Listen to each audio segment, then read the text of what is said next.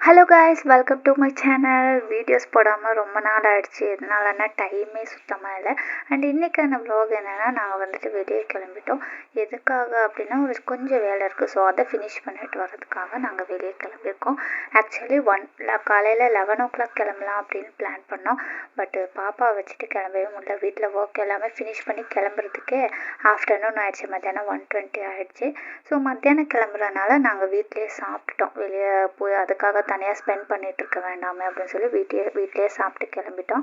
பாப்பாவுக்கு தூக்கம் வந்திருக்கு. ஸோ அதனால தான் அவள் சைலண்ட்டாக இருக்கா, இல்லைன்னா சைலண்ட்டாக இருக்கவே மாட்டாள்.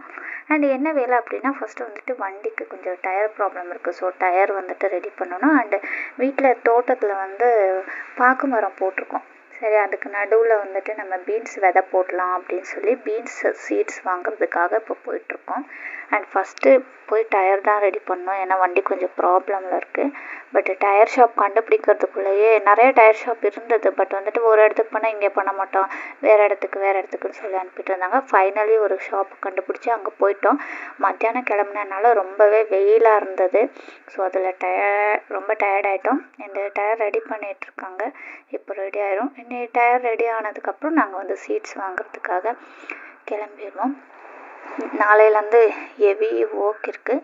அண்ட் இந்த 2 ஒர்க்கும் முடிச்சுட்டு வெயிலில் போனதுனால ரொம்ப டயர்டாகிடுச்சு. ஸோ ஏதாவது ஜூஸ் ஏதாவது குடிச்சிட்டு அண்டு 3 monthsக்கு அப்புறம் ஊர்லேருந்து சிஸ்டர் தங்கச்சி வந்துட்டுருக்கா. ஸோ அவளையுமே பிக்கப் பண்ணிவிட்டு நாங்கள் வீட்டுக்கு கிளம்பிடுவோம். ஸோ அவள் வந்துட்டு ஆன் தி வே, அவளை போய் பஸ் ஸ்டாப்பில் பிக்கப் பண்ணணும். அண்ட் இப்போ வந்து சீட்ஸ் வாங்குறதுக்காக நாங்கள் போயிட்டுருக்கோம். அங்கே சீட்ஸ் ஷாப்பில் வந்துட்டு வீடியோஸ் எடுக்க முடியல. இது வந்து வீட்டில் எடுத்தது. அண்ட் இது வந்து பார்த்திங்கன்னா, இந்த க்ரீன் கலர் வந்துட்டு இந்த கொடி பீன்ஸ் சீட்ஸ்ன்னு சொன்னாங்க. அது பெரிய பேக்கெட் 2மே செடி பீன்ஸு. அண்டு இந்த சின்ன பேக்கெட் வந்து ஏதோ ரெட் கலரில் ஏதோ பீன்ஸ் மாதிரி இருந்துச்சு. சரி, எப்படி இருக்குன்னு பார்க்கலான்னு அதை வாங்கினோம். அண்ட் இது வந்து ஷாப்பில் நாங்கள் ஈவினிங் ஸ்நாக்ஸ் ஏதாவது சாப்பிட்டு ஜூஸ் குடிக்கலாம் அப்படின்னு சொல்லிட்டு ஷாப்புக்கு வந்தோம். நான் வந்துட்டு ஒரு கோபி மஞ்சூரியன் ஆர்டர் பண்ணேன். ஏன்னா எனக்கு வெயிலில் போனது பசி வந்துருச்சு. அண்ட் ஹஸ்பண்ட் வந்துட்டு ஐஸ்கிரீம் ஆர்டர் பண்ணாங்க. அவங்க வந்துட்டு தங்கச்சியை பிக்கப் பண்ணுறதுக்காக போயிருக்காங்க. தங்கச்சி வந்துட்டு இவ தான் என்னோடய தங்கச்சி. இவ பேர் நந்தினி. பாப்பாவுக்கு தூக்கம் வந்துருச்சு, அவளுக்கு பசி வேறு வந்துருச்சு. அதனால தான் அவள் ஒரு மாதிரி அங்கே சாப்பிட்றதுக்கே வீட்டில் அழுதுகிட்டே இருந்தா.